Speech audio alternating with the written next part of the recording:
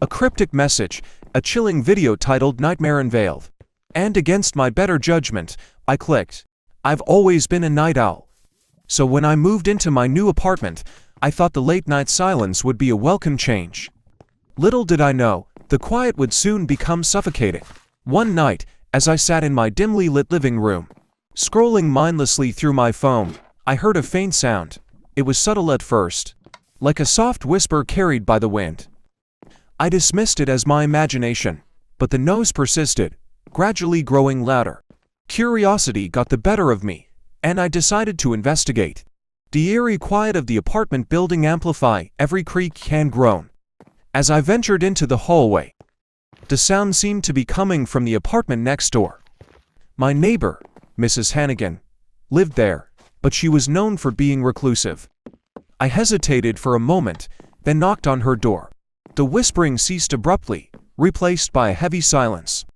After a few moments, the door slowly opened, revealing the dimly lit interior of Mrs. Hannigan's apartment. The air felt thick, and an unsettling odor lingered. Mrs. Hannigan stood there, a frail silhouette in the darkness.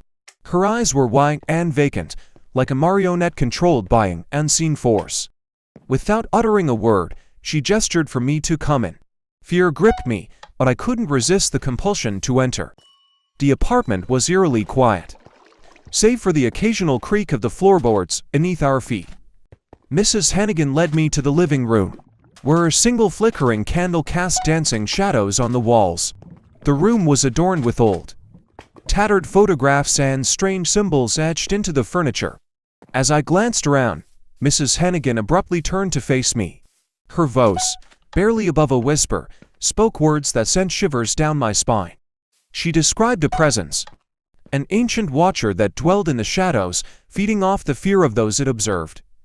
My heart raced as I realized that I, too, had become part of its audience. Mrs. Hannigan, seemingly entranced, began reciting incantations in a language I couldn't comprehend. The air grew colder, and the room seemed to pulse with an otherworldly energy.